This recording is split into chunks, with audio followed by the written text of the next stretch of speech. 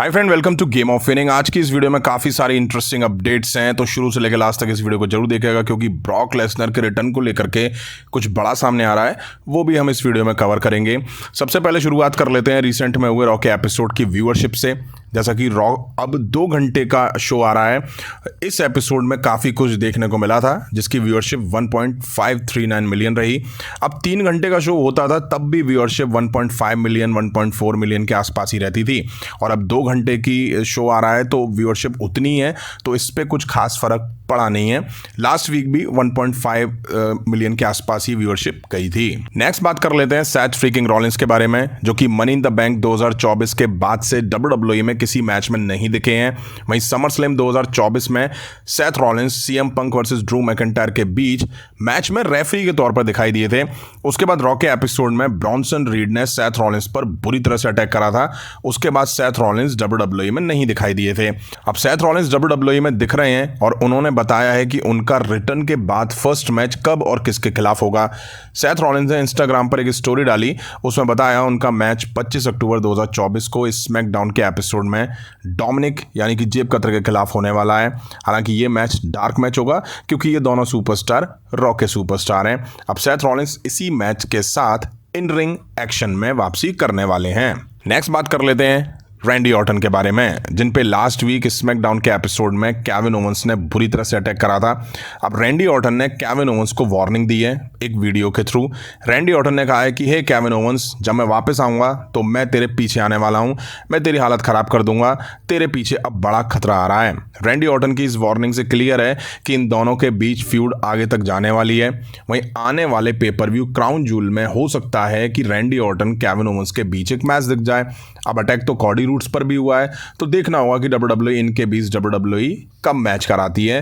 Crown joule में तो possible नहीं है क्योंकि कॉडी रूट्स गंथर के खिलाफ मैच में दिखाई देने वाले हैं। नेक्स्ट बात कर लेते हैं एजे ली के बारे में। अब अगर आपने कुछ सालों पहले ही WWE देखना शुरू करा है तो शायद आपको ना पता हो, तो बता दूं, एजे ली सीएम पंक की वाइफ हैं और फॉर्मर WWE डिवास भी वो रह चुकी हैं। सीएम पंक ने जब WWE छोड़ा था तब एजे ली ने भी छोड़ दिया था। अब जब सीएम पंक की WWE में वापसी हो चुकी है तो चांसेस हैं कि एजे ली भी यहाँ WWE में रिटर्न करती हुई दिखाई दे जाएं, और फैंस बहुत से ऐसा चाहते भी हैं, जिसके बारे में रेसल वोट Q&A में आंसर करा। ये वही है जिसमें कल ब्रॉक लेसनर को लेके गुड न्यूज़ आई थी। रिपोर्ट में कहा गया है कि WWE is totally on board for it, they would welcome it. She picks up the phone and she says I'm in. They are going to say yes. What took so long? मतलब WWE पूरी तरह से इसके लिए तैयार है। एजे ली phone उठाएं और कहें कि मैं आ रही हूँ, WWE वाले कहेंगे हाँ, इतना टाइम क्यों लगा आने में। इससे क्लियर है कि एजे ली के लिए दरवाजे WWE ने ओपन करे हुए हैं। अब हो सकता है रॉयल रंबल में एजे ली WWE में दिखाई दे जाएं, और WWE ने एक तरह से ये एजे ली पर ही छोड़ दिया है कि जब उनका मन करे तब वो WWE में आ सकती हैं। नेक्स्ट बात कर लेते हैं केविन ओवेंस के बारे में। केविन ओवेंस के हील टर्न ब्रेकिंग न्यूज़ में बना हुआ है। बैड ब्लड के बाद उन्होंने कॉडी रूट्स पर अटैक करा और फिर उसके बाद हुई स्मैकडाउन में बैक स्टेज रैंडी ऑर्टन को भी निशाना बनाया और बुरी तरह से अटैक करा। अब इन सबके रिगार्डिंग केविन ओवेंस ने सोशल मीडिया पर एक वीडियो पोस्ट करी जिसमें उन्होंने काफ़ी कुछ कहा। केविन ओवेंस ने फैन को काफ़ी क्रिटिसाइज करा। उन्होंने बताया कि लास्ट वीक स्मैकडाउन में अपनी साइड रखने के बारे में मैंने सोचा था, लेकिन मुझे अपनी बातें नहीं रखने दी और इसकी परमिशन नहीं दी गई। केविन ओवेंस ने यह भी कहा कि मैंने कंपनी को एक वीडियो भेजी थी रॉ में टेलीकास्ट करने के लिए, बट वो नहीं दिखाई गई, जिस वजह से केविन ओवेंस काफ़ी डिसअपॉइंटेड हैं। केविन ओवेंस ने यह बताया कि मैंने कंपनी को अल्टीमेटम दिया है और उनके पास आने वाले स्मैकडाउन तक मेरी वीडियो टेलीकास्ट करने का टाइम है। अगर कंपनी ऐसा करती है तो ठीक, नहीं करती है तो फिर मैं सोशल मीडिया यानी कि एक्स पे उस वीडियो को पोस्ट कर दूंगा। अब देखना होगा उस वीडियो में क्या है और क्या WWE आने वाले स्मैकडाउन के इस एपिसोड में उसको टेलीकास्ट करती है या नहीं करती है। अगर नहीं करती है तो केविन ओवेंस क्या करेंगे, क्या वाकई वो एक्स पे कोई ज़बरदस्त वीडियो डालने वाले हैं, ये तो फैंस को इंतज़ार रहेगा।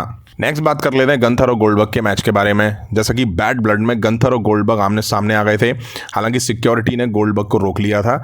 अब वहां से रूमर शुरू हो गए कि WWE इनके बीच मैच करा सकती है, और एक तरह से WWE ने मैच टीज भी कर दिया। अब सवाल ये कि मैच होगा कब, बट एक रिपोर्ट सामने आ रही है जिसमें बताया जा रहा है कि इनके बीच मैच कब होगा। पहले चांसेस थे कि क्राउन जूल में, क्योंकि ये सऊदी अरेबिया में होता है और गोल्डबर्ग की वहाँ बड़ी डिमांड रहती है, वहाँ से कहा जाता है कि गोल्डबर्ग को भी शो में शामिल करो, बट गंथर वहाँ कॉडी रूड्स को फेस करने वाले हैं, तो ये मैच वहाँ पॉसिबल नहीं है। अब रिपोर्ट्स जो कि live Q&A with bill एप्टर and wrestle board से पूछा गया कि इन दोनों का मैच कब होगा, तो जवाब मिला कि बैड ब्लड 2024 में कुछ टाइम पहले ही गंथर और गोल्डबर्ग के बीच ये सब प्लान करा गया था।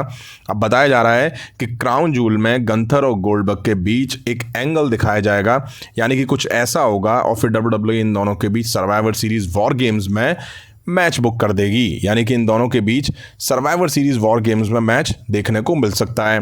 हालांकि मुझे इसके चांसेस थोड़े कम लग रहे हैं, क्योंकि गोल्डबर्ग अब उस लेवल के मैच नहीं दे पाते हैं जो सर्वाइवर सीरीज के लायक हों।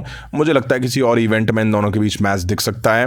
अब सर्वाइवर सीरीज में दिखता है तो ये तो खैर आने वाला टाइम ही बताएगा। नेक्स्ट बात कर लेते हैं बीस्ट ब्रॉक लेसनर के बारे में। जैसे कि ब्रॉक लेसनर समर स्लैम 2023 में लास्ट टाइम कॉडी रूड्स के खिलाफ दिखाई दिए थे, उसके बाद से वो WWE में नहीं दिखे हैं।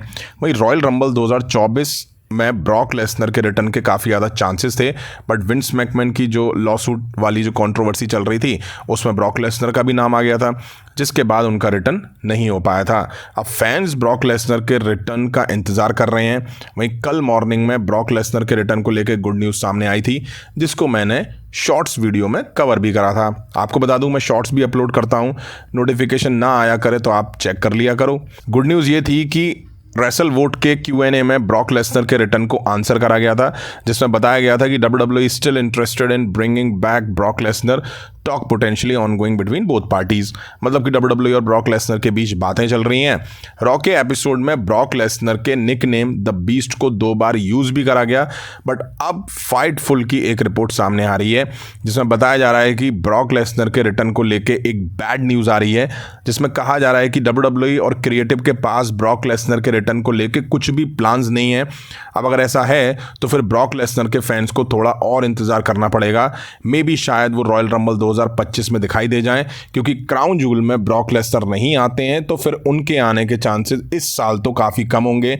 वहीं फैंस ब्रॉक लेसनर और गंथर के बीच भी मैच देखने को लेकर के इंतजार कर रहे हैं, तो अब इतने दिन इंतजार कराए तो कुछ दिन और सही। अब वैसे भी रॉयल रंबल 1 फरवरी 2025 में होने वाला है, तो हमें फरवरी तक शायद इंतजार करना पड़ जाए ब्रॉक लेसनर की सरप्राइज एंट्री रॉयल रंबल में देखने के लिए। तो फ्रेंड, ये थी WWE से रिलेटेड काफ़ी सारी अपडेट। मुझे उम्मीद है वीडियो आपने यहाँ तक देखी होगी। देखी और अभी तक वीडियो को लाइक नहीं कराए तो लाइक करें, चैनल पर नहीं हो तो चैनल को सब्सक्राइब करें। मिलता हूँ जल्दी नेक्स्ट वीडियो में। Thank you.